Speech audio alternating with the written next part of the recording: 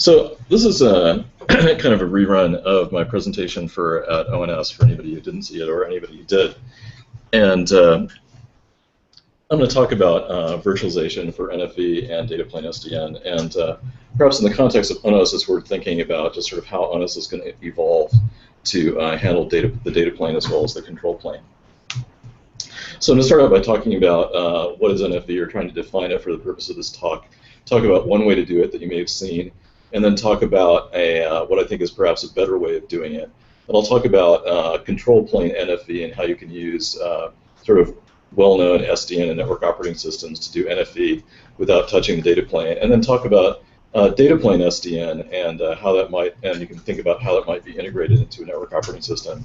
And then I'll sort of digress to what was sort of the pitched part of the main talk at ONS, which was talking about virtualization technologies and network function virtualization. There seems to be a lot of confusion and a lot of sort of conflation of the two technologies, and I sort of want to explain how they're not the same thing, but sort of explain the relationship between them, and also get you thinking about sort of the spectrum of kind of virtualization options for executing data plane programs, and some of the criteria that you might want to think about for selecting a platform and for configuring that platform. I'll talk about VMs, I'll talk about containers, and then I'll sort of conclude by talking about just sort of how they all sort of stack up and ways you might want to think about it, and how I just think that ONOS and other network operating systems are evolving to incorporate data plane SDN. So what is NFV? So for the purpose of this talk, I'm going to say that network function virtualization is replacing middle box hardware functionality, that is, things that are beyond simple packet forwarding and routing, with software applications running on a network and or server operating system. So some examples of these kinds of functions are firewalls, load balancers, NAT, access control, and things that touch packets like compression, caching, encryption, transcoding, statistics, metering, etc. We've all seen these middle boxes, and we've all seen these sort of network functions. And so for the purpose of this talk, we're going to say network functions is a virtual or software implementation. NFV is a software implementation of these network functions. So one way to do it that you've probably seen on many talks is sort of taking your initial sort of physical infrastructure of middle boxes, of client boxes, server boxes, and middle boxes, and turning all those hardware boxes into virtual machines running on a virtual machine platform connected by some sort of network fabric. So we sort of see that at the bottom, where the middle boxes have turned into VMs, the client's a VM, the server's a VM, and they're connected by this network fabric. And this is actually not a bad first step as far as kind of network virtualization, because it sort of doesn't perturb the way things operate. It's kind of business as usual. You don't need to retrain your operators. You don't need to redesign or change your software configuration. It should just work out of the box. That's really nice, but it's really kind of an evolutionary rather than revolutionary approach. And I would like to suggest that it's not the end game. And it has some sort of irritating problems and inefficiencies. In particular, we see that we've created a lot of virtual machines, and this may not be good. The more network functions you have, the more VMs you have, and the more of a sort of load and overhead on your infrastructure, and the less scalable it becomes. We also see that at the bottom, we've got this network fabric, and unfortunately, to do this service chain of just going through the firewall to the load balancer, we see that we actually have to traverse the network fabric multiple times because of this topology. So we actually have to go over the network fabric, the core network, 3 times to get from the client to the server. And that doesn't seem good either. And so what would a better way of doing this possibly be? Well, something that's been suggested for a long time by VMware and others has been to push functionality to the edge and use SDN. So here I have my same firewall and load balancer, but they're smaller boxes because they incorporate just the functionality necessary for that client, and also they can probably run, say, in the virtual switch on the edge or in the hardware switch on the edge. They can be implemented using an SDN operating system, using SDN switches. And so this is sort of a more efficient approach than actually using a full virtual machine for each one of these functions. Another nice thing is that we've changed the topology, so we only traverse the network core once to go from our client to the server, which is another really nice feature. So there are lots of good sort of advantages of pushing things to the edge. Edge switch processing scales linearly with the number of edge ports, and the thing that really enables this to work, it enables things to work as I suggested with the network OS and with software switches like OpenVSwitch, is that, or hardware OpenFlow switches, is that this is really an example of control plane NFV or SDN, which is that a network function that deals in packet forwarding decisions, where to send a packet or whether to drop a packet, the sort of things that firewalls and load balancers do, and doesn't require extensive computation or data plane activity. You can just implement this today on a network OS like ONOS using existing SDN and OpenFlow switches. So firewalls, load balancers, NATs, authentication, statistics and monitoring, basic QoS and rate limiting, like all this sort of stuff is like great. They're like great candidates for network OS or ONOS applications. And there's no need to create virtual machines at all because the processing happens in the OpenFlow switch and the intelligence happens in the network OS. So as I mentioned, the edge switch processing scales linearly with the number of edge ports, either software switches or hardware switches. Either way, it's really nice. And you might say, well, what about the centralized control? You have a lot of load on centralized control. Do we need VMs for that? Well, yeah, maybe.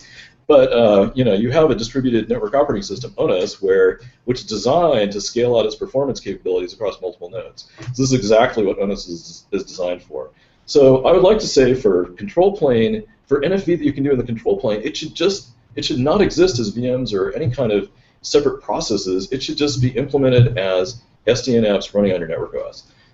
But what about packet processing the data plane? What if you have to look at packet payloads and munch them in some way that like OpenFlow can't do today? What do you do? And this is what we might call data plane SDN. And I would suggest that network operating systems and SDN in general is evolving to incorporate the data plane into SDN. And you probably saw this all over ONS or multiple talks, depending on which room you run at any given time. And the way things are evolving is that we see that our existing control program in network OS runs standard control protocol, usually OpenFlow talking to OpenFlow switches.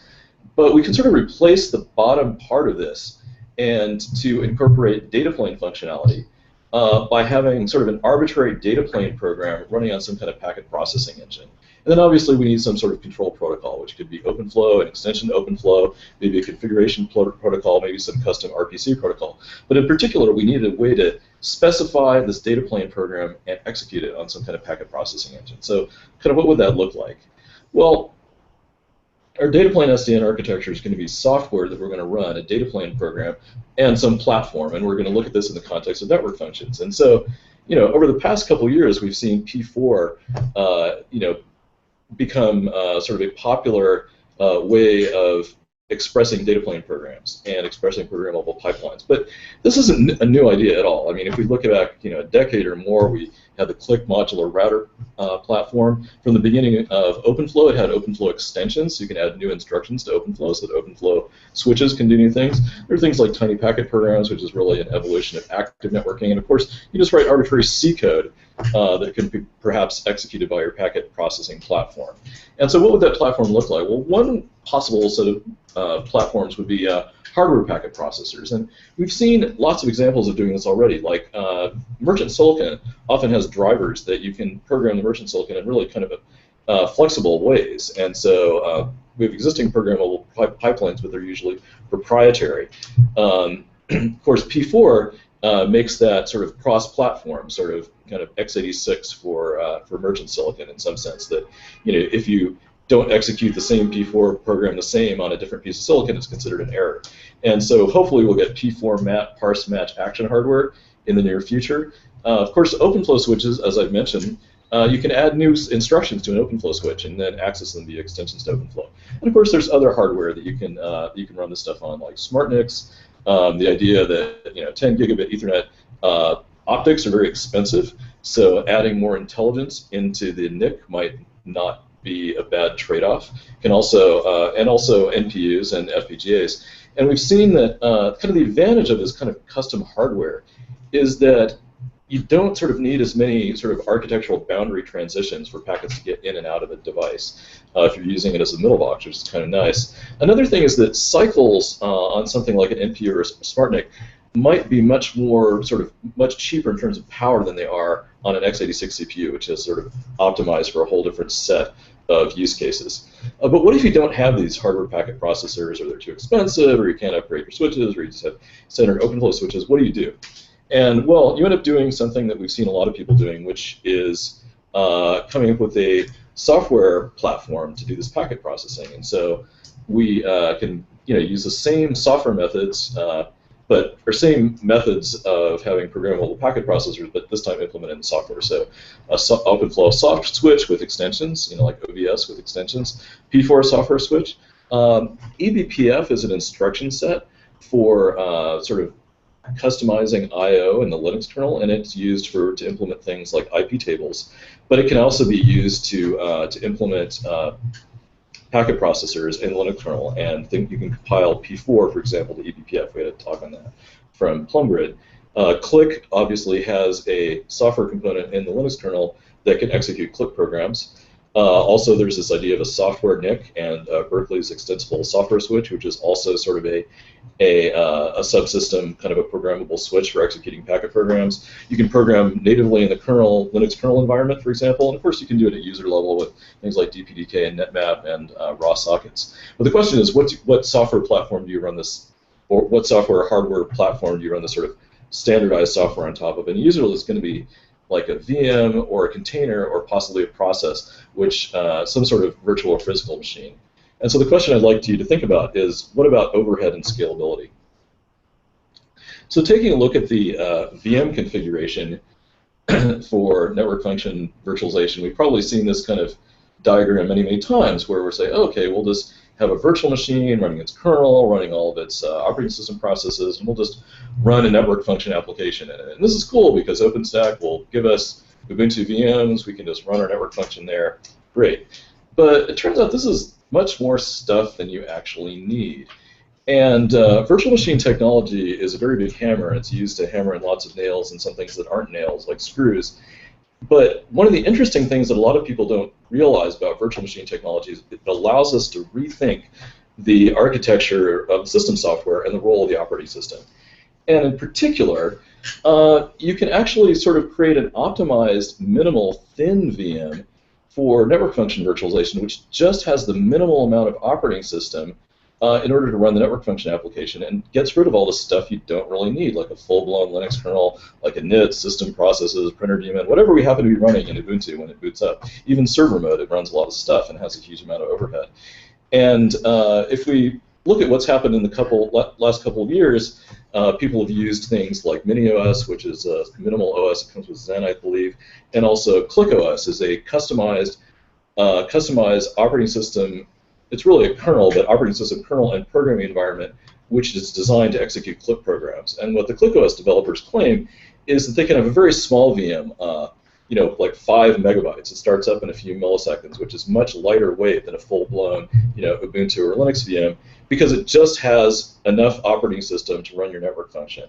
And of course, we can even simplify the virtual machine platform itself by using a bare metal VM instead of, say, KVM and Linux in a full-blown Linux or Unix environment there. So we could potentially make our servers sort of much more lightweight, even in a virtual machine environment, by using just enough OS, and decrease our overhead and increase our scalability. Of course, another way of increasing scalability and reducing overhead is to improve sharing.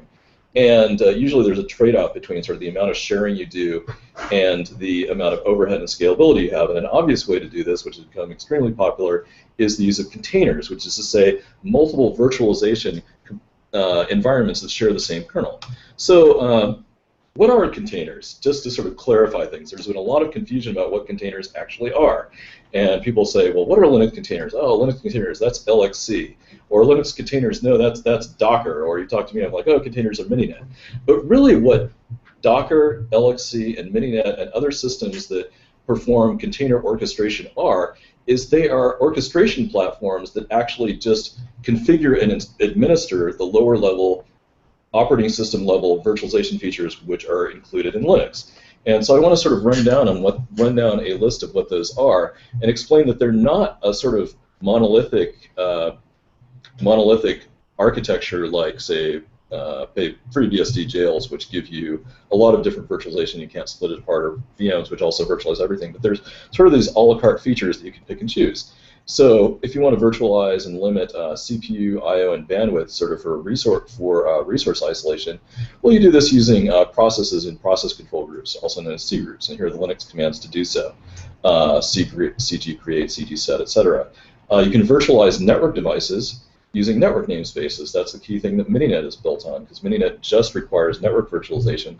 That's really all you need to have multiple IP addresses connected to multiple processes. You can create network namespaces using IPNetNS. You can also make something that looks more like a VM by using process ID, user ID, and host name namespaces, which can be created using unshare. And of course, virtualizing the disk and file system, you can give your container a private file system in lots of different ways.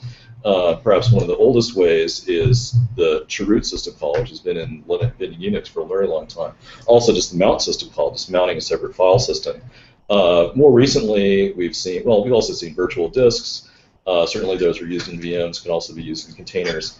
More recently, Docker started out using Union file system, which was sort of a descendant of the BSD Union file system, and modern Linux kernels use overlay-fs, which is also what Mininet uses. And commands like mount, chroot, and unshare can create these things. And which features you use, you can use them all if you want to, but you may not necessarily wish to. It may create more complexity or more sort of administrative overhead than you actually need.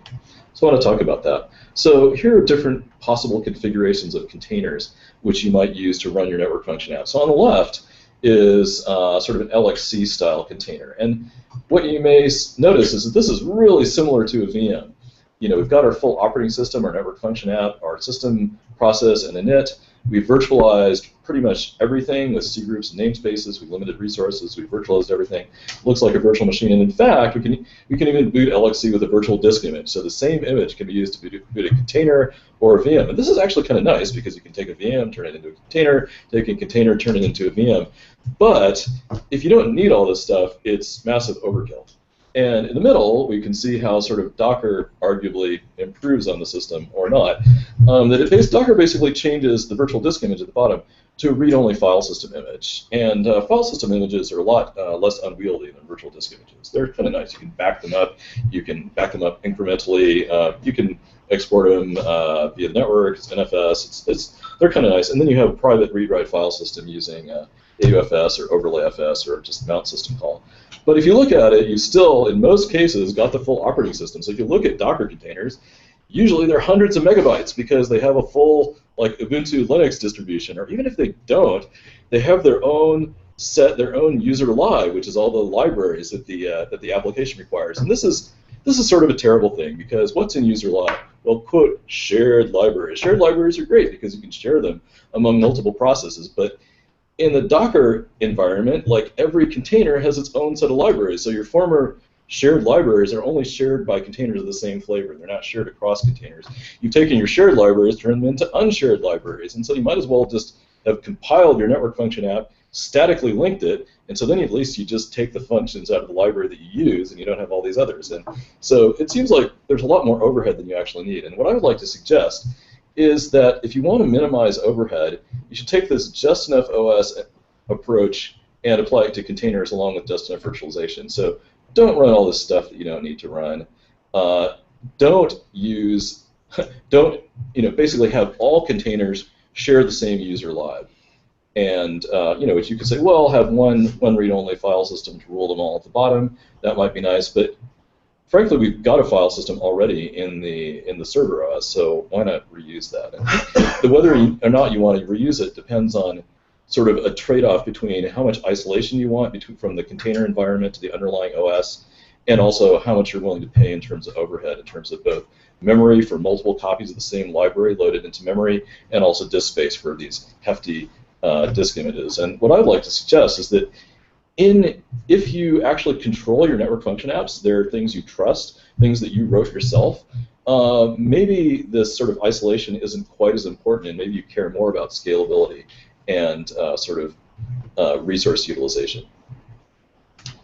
So to summarize everything here, I'd like to say that there are lots of different options for virtualization platforms for running these network apps or these data plane programs. And what you use will depend on a lot of different things, but I think that we should get beyond the idea of just, since we have OpenStack, we're going to use OpenStack, or since we have Docker, we're going to use Docker. And instead maybe think a little bit more carefully about what's really the best solution. based on what's important. And so some things you might want to consider are, well, software support. Like, okay, maybe all we have is OpenStack, so we have to use OpenStack. Or all we have is Docker, so we have to use Docker. But it's nice that we already have this sort of software support for VMs and containers. That's an advantage. But then when we look at scalability and overhead, if we have a VM solution and we just use sort of, you know, standard Ubuntu VMs, it's not going to be scalable. It's going to have excessive overhead and not going to be, it's going to be problematic and is not going to give us the sort of, well, it's going to cause us to vastly over-provision our hardware for the performance we're going to get out of it. Containers are probably better, but once again, you have to be careful with containers. Virtual machines have really high complexity in terms of what they're actually doing. Fortunately, a lot of that complexity is hidden for you. It's hidden by the virtual machine monitor. It's hidden by the virtual machine infrastructure, something like OpenStack. Nonetheless, there are a lot of things, a lot of moving pieces, a lot of things that can go wrong, and debugging these infrastructures can be really terrible. As anyone, I'm sure, who's tried to deploy OpenStack can tell you, debugging OpenStack is a nightmare because there's a lot of complexity there. Containers, once again, you know, variable complexity. And performance really is good in all these options. You might say, why is performance good on VMs? How do we solve the VM performance problem? Well, I would argue that it's in many ways been solved.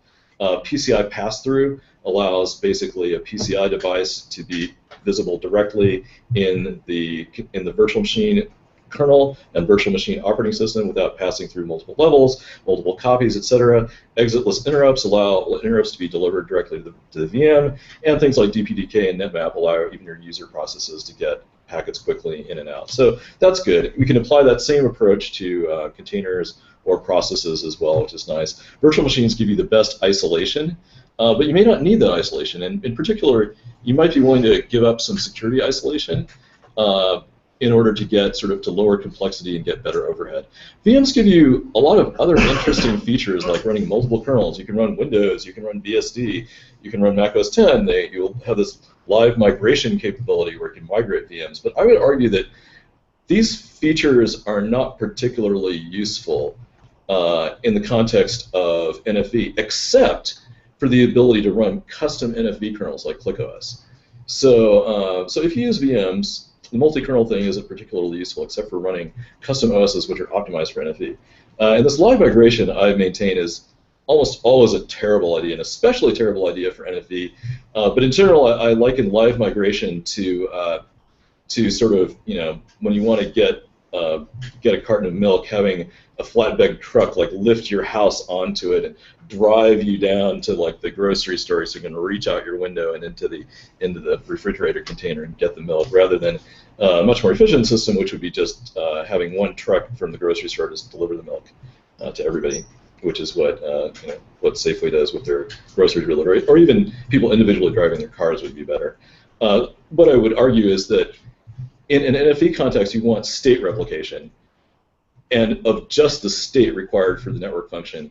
You don't need to migrate your whole house, your whole operating system, etc. Although once again, live migration with smaller OS might not be so bad. And but I would argue you can really live without this.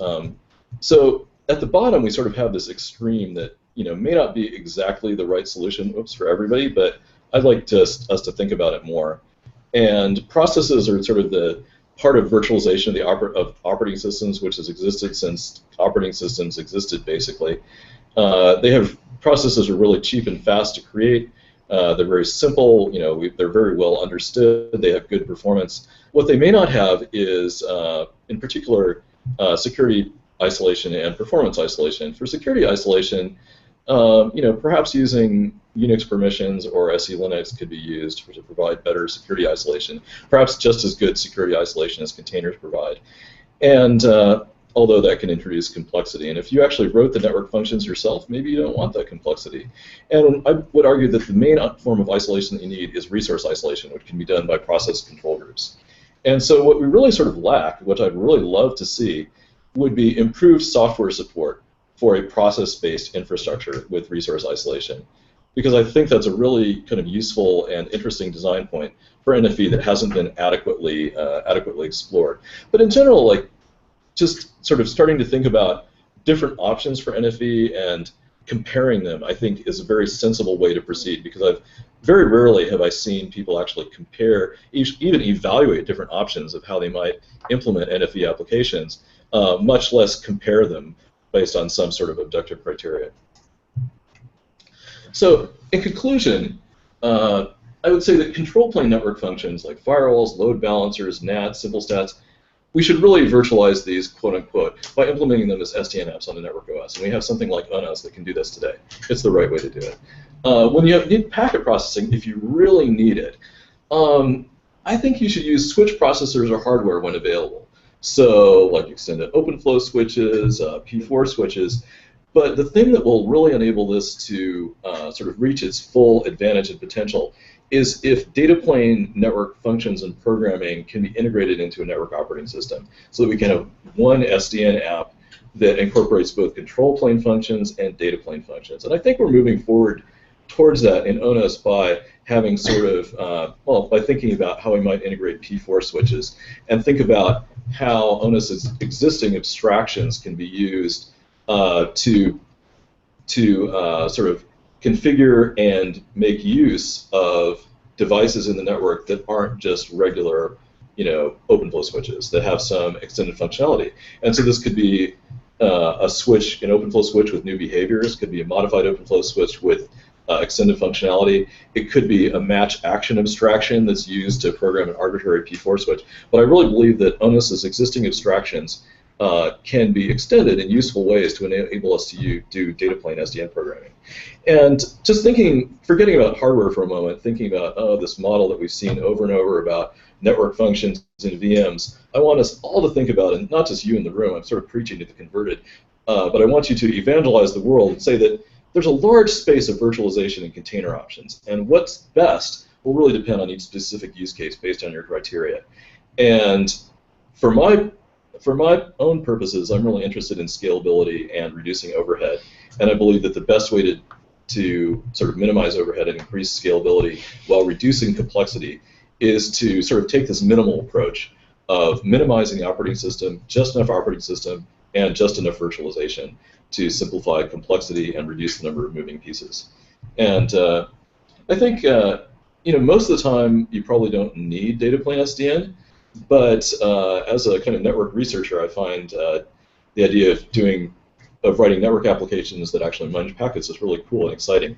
And the future of data plane SDN of sort of taking that capability and merging into a network operating system like ONOS, I think has huge potential, and it's something that can be, it could increase complexity, and I don't think it's something that will happen overnight, but I really believe that to be successful as a network operating system, you have to deal with data plane. We'll probably have to deal with data plane SDN as well as control plane SDN, and we should really think of packet processors as not being NFV, but this thing that's mostly separate from SDN, but thinking of it as just another flavor of SDN, which is data plane SDN. And that's about it. So I can take a few questions, although I have another interesting backup slide that I didn't show at ONOS, which is sort of, this is the text version of the graphic slide about my thinking on the spectrum of container virtualization, sort of LXC style, Docker style, Mininet, and processes in C groups. And this is something I think most people don't really think about because they're not used to implementing container systems. But there's a lot of diversity just in the container world, and a lot of kind of interesting things. And I think that I see an evolution, well, maybe it's a little biased, LXC to Docker to Mininet. That's not quite historical, actually, because Mininet almost predates LXC and Docker. Mininet's contemporary with LXC and predates Docker. But this is sort of reducing overhead and complexity all the way down to processes. But as I said, we don't really have good orchestration support for processes. But it's something where we could, potentially take leadership, or it's sort of a missing piece that I think someone should try to put together. And also, here's sort of the graphical version of it. These VMs, heavyweight VMs, move down to maybe heavyweight or lightweight containers, but really you don't even need this stuff. Like, I think just boiling it down to what you really need, which is your app and the OS, is going to be the most scalable approach with the lowest overhead, and you just have to make sure that it will give you enough resource isolation and enough security isolation to meet whatever your requirements are in that area. So with that, I'd be happy to take any questions. So when you say, like, for example, one option is to implement control plane network functions like firewall as apps in the network OS. What are you suggesting there? Are you suggesting that there is a firewall application that monitors traffic? I mean, like, maybe you can clarify what you mean. Yeah. So firewalls. So the idea of control plane network functions is they control packet forwarding decisions. A firewall, what's its job? Its job is to decide whether packets are forwarded. And I would argue that that's exactly what switches do. They decide whether packets are, they cache forwarding decisions. They decide whether packets should be forwarded and what ports they go out of. Sure. And that's exactly what OpenFlow is designed to do.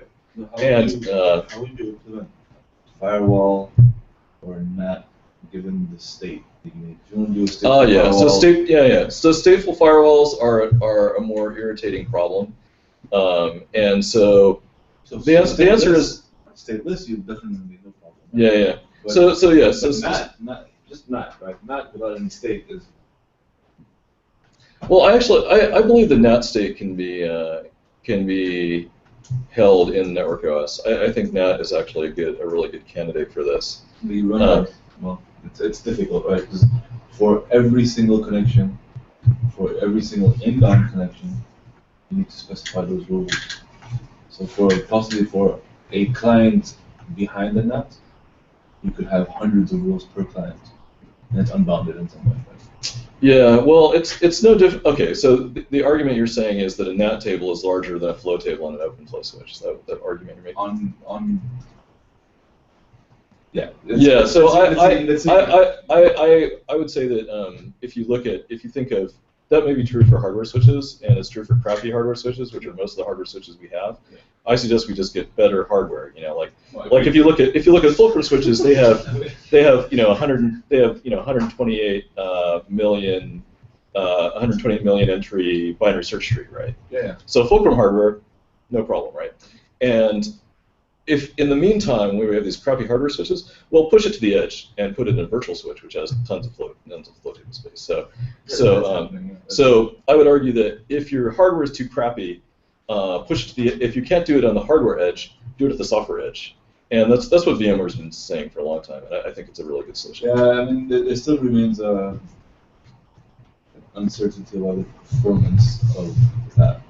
It's not. I mean, it's got to be better than almost anything else. I mean, another place you could do it is you could do it in eBPF, but it's going to be software, right? I mean, it's stuff is going through OVS anyway if you're in a VM infrastructure. So using here we're talking like potentially it could be your potentially yeah it could be your egress point of your cloud.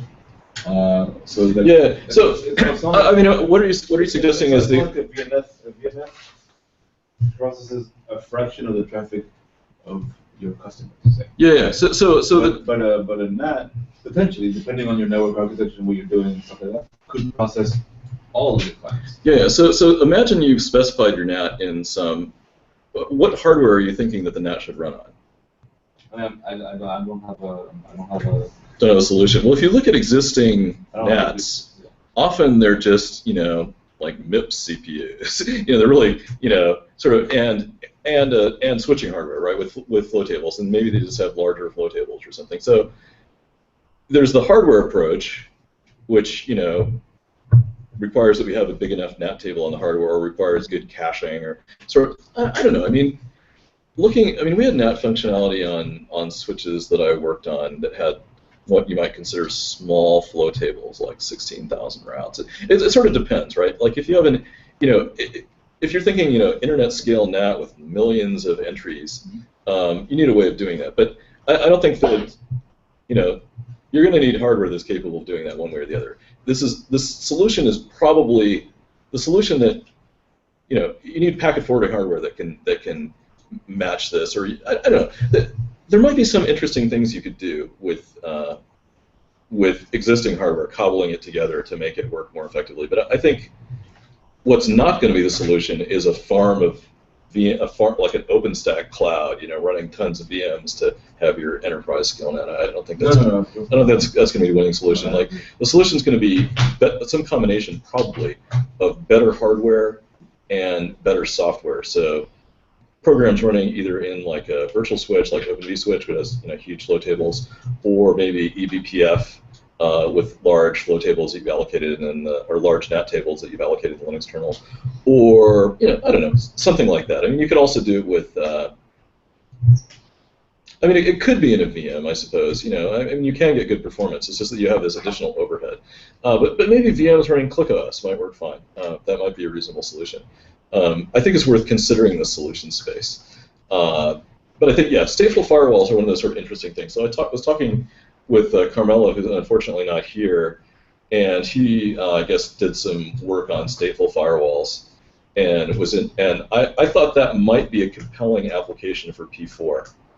That if you had P4 hardware or software to implement your stateful firewall, and then figuring out to come up with abstractions that allowed it to be used in a useful way from within ONOS, to be sort of deployed and have traffic routed through it. I thought that was a productive idea.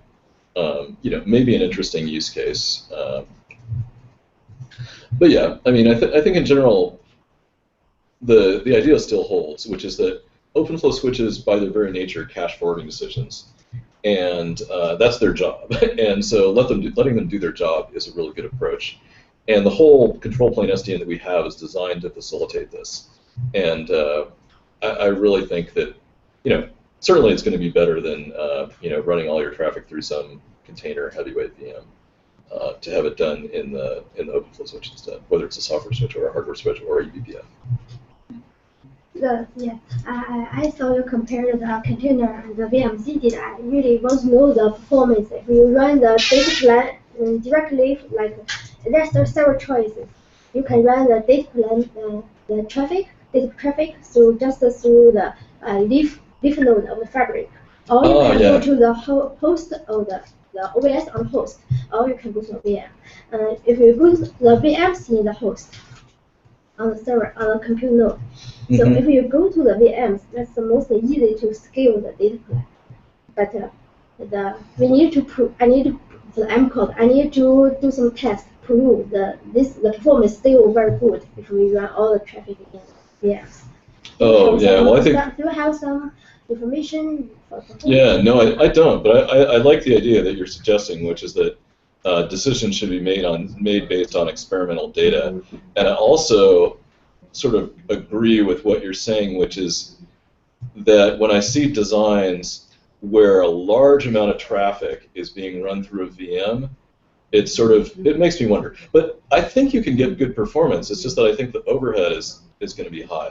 It's one of those things that you can get really good performance in a software switch, but you end up using lots of cores of your server, right?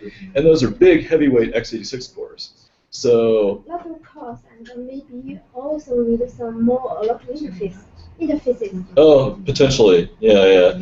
I mean, it's interesting. I mean, I think one interesting thing we're seeing is, or we may be seeing in the future, is kind of this rebirth of blade architectures, where you see this at Facebook, sort of disaggregated devices, where based on, if you put more storage into this box, then it's a storage server. If you put more line cards into it, then it's a router. If you put more CPU cards in it, then it's a compute server. You put more memory in, it's a memory cache.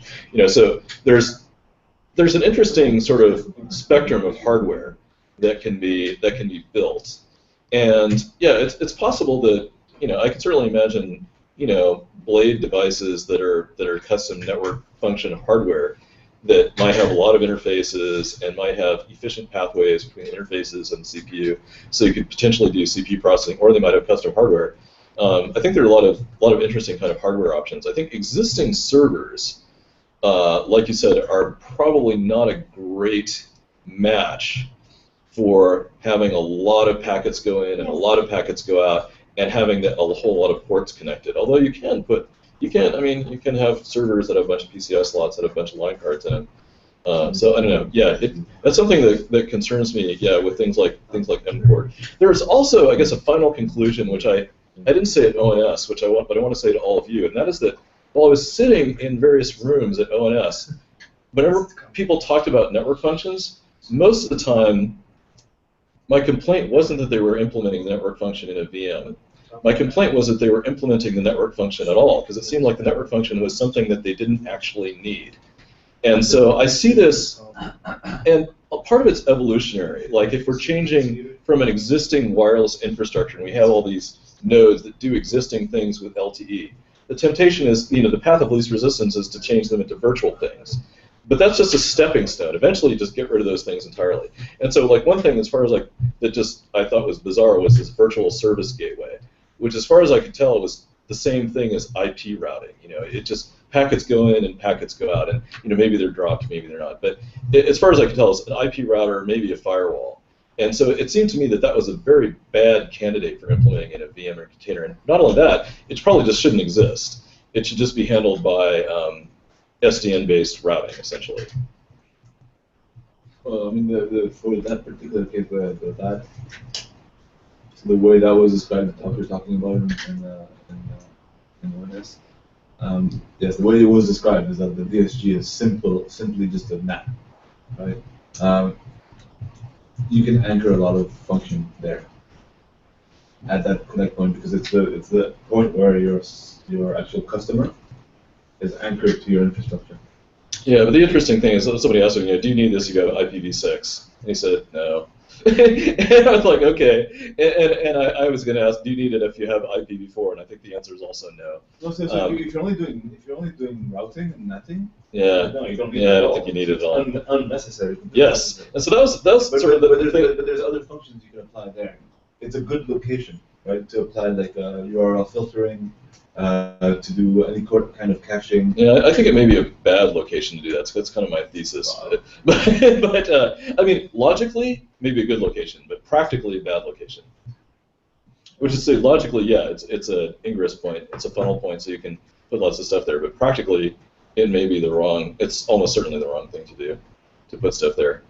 I don't know. I mean, it's the VSG and VCP work is something that like is a pretty popular topic.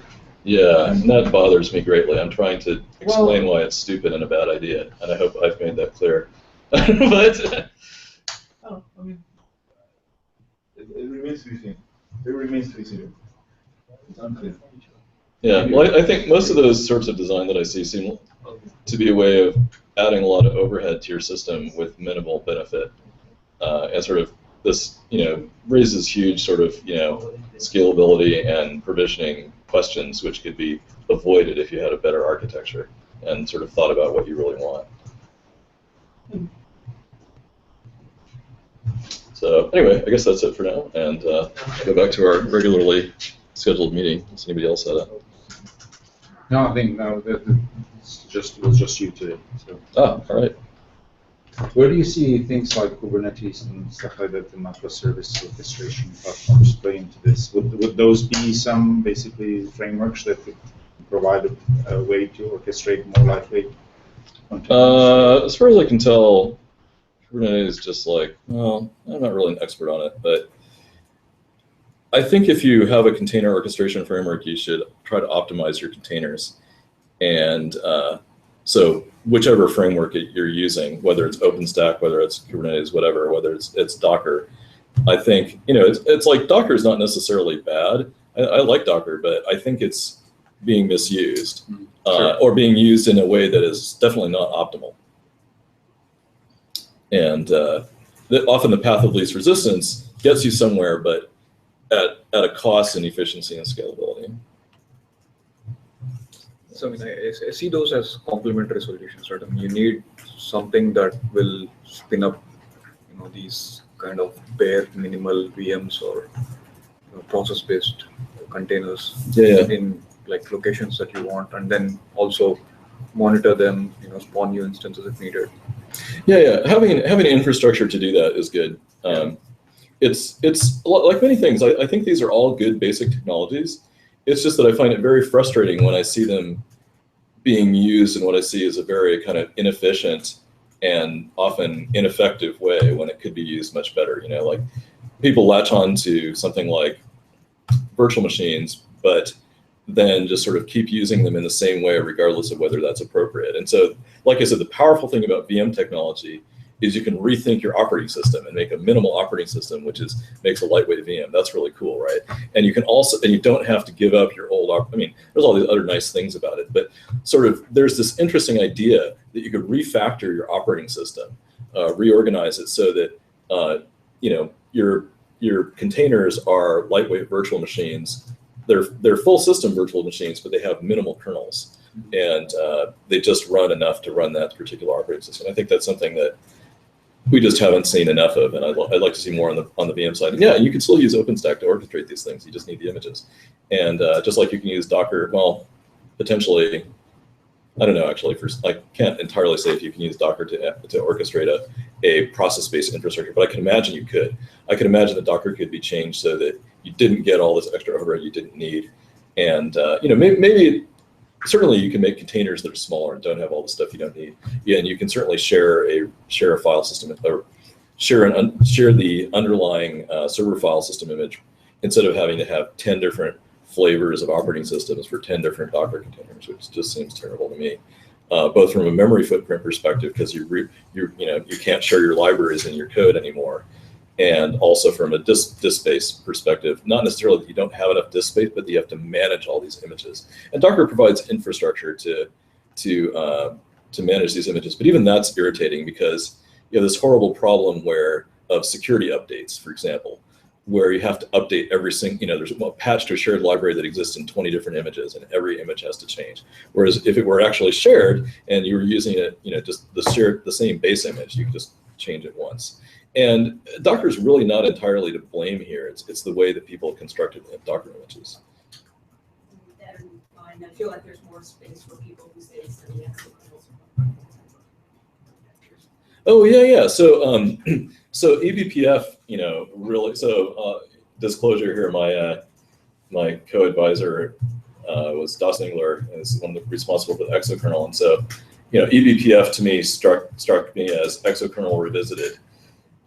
Basically, the idea is that you can specify a program in some, arguably, provably, hopefully, safe method that won't destroy your kernel, and then download it in the kernel, and then you can execute it, inline in the kernel without extra copying, and certainly without copying between kernel and user space. Of course, there's this other nice thing with going back to SmartNICs is that you don't even have to copy off the NIC. You can just modify packets in the NIC, in their queues on the NIC, rather than having to copy them over to the server.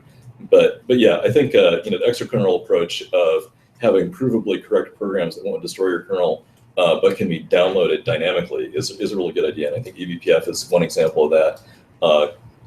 Click is sort of another example of that, although it's not really safe. Click programs, I think, can destroy your kernel.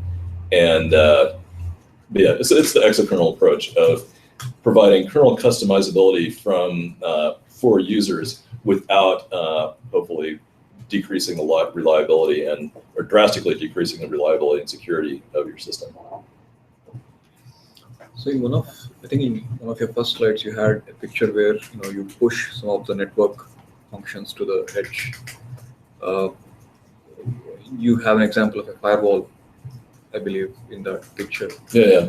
The good thing with having these in some centralized location, like in middle box, or like a form of VMs that you control is, you only need to, configure that. Right. It's all your eggs in one basket versus all your eggs in 20 baskets. Having to manage distributed state versus centralized state. True. And then potentially these are, edge devices that you don't control, right? These are not, I don't know if you're talking about say, for example, if I'm connected to a network, through a mobile device. Is that what you meant by client pushing to the edge? Oh, so in the pushing the edge, so two things. For software infrastructure, something like, say you're running on a cloud and you control the virtual switch in the cloud infrastructure, that obviously is sort of one thing that will work well. The problem is that you're suggesting is, well, what if you can't control the clients? You're in a bare metal infrastructure, which is where the client and client OS are completely controlled by some third party. And so I would suggest that in that case, we can still, the edge has shifted. Now we have a hardware edge rather than a software edge. And if the hardware edge is ideally high quality open flow switches. And then you can do the same thing that you could do with Open vSwitch. If they're mediocre, low quality open flow switches, then you may have some less efficient, less effective workarounds, which are kind of annoying to do. So hopefully we can get better hardware. But I would suggest that if you put your good open flow switches at the edge, then they can do more of that processing. If you have crappy open flow switches at the edge, then it's going to be harder to do, and you may have to, you may end up having to go with some less desirable and less efficient solutions.